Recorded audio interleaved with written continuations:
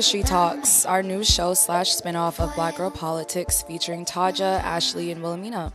For this show, we'll basically be talking about more intimate situations than you guys are used to for Black Girl Politics. So, in the upcoming episodes, you can expect a range of conversations based on family life, relationships, and personal goals and ideas and observations on life. So, for today's icebreaker, we're basically going to be talking about intimacy and what is intimacy to everyone. How does everyone define intimacy?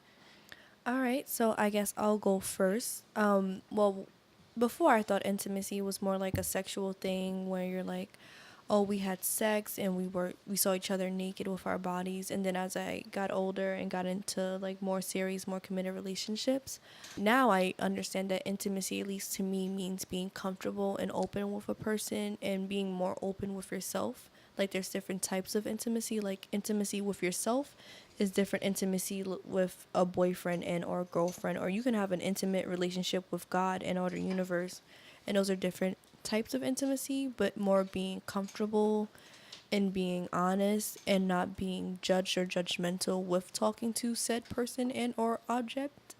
Like I feel very intimate with my boyfriend when we just sit down and have a heart to heart conversation.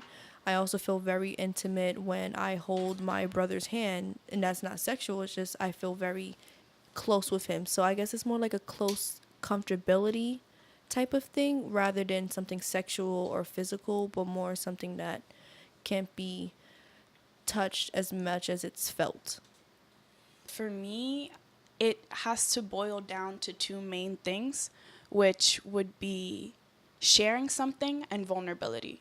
So, and well, trust ultimately also, because you have to trust the other person enough to be open in whichever way that you're being open, and then to share yourself, be that in a sexual setting, be that in a heart-to-heart conversation, you're telling a truth and you're sharing something with that person and trusting them to not judge you in any way or any fashion. Or how do you know when it's the right time to be intimate with someone?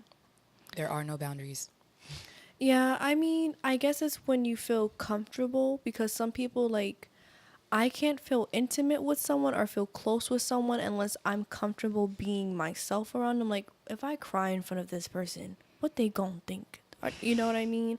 Or sometimes you know how people already perceive things in the world. So if you know you're like opposed to that and you want to open yourself up, if they're not going to understand you or be open enough to like be susceptible to your opinion and ideas or whatever you're telling them, and they're just like have a brick wall up, it goes two ways. I can't be intimate with you if you are not intimate with me.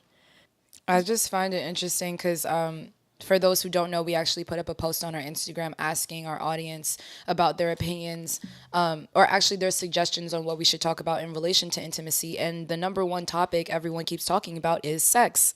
So one of the questions goes like, guys feeling uncomfortable with certain requests for women, I presume, in bed, or body counts differences versus same sex relationships versus different sex relationships, and just different things just about understanding like a person's body.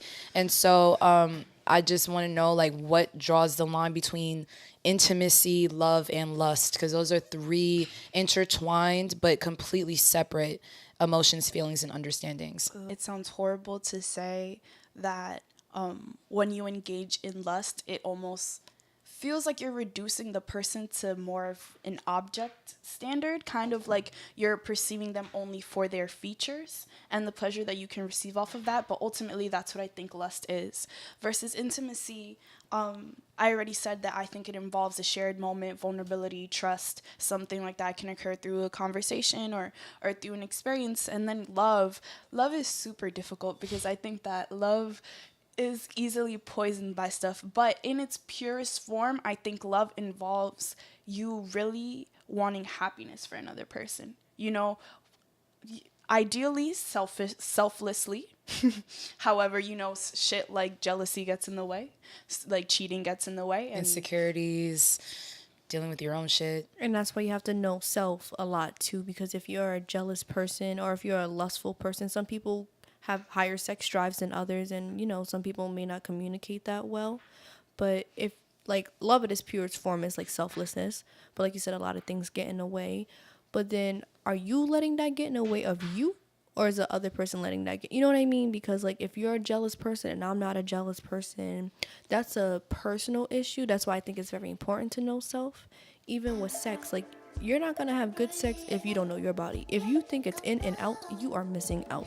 You are really missing out.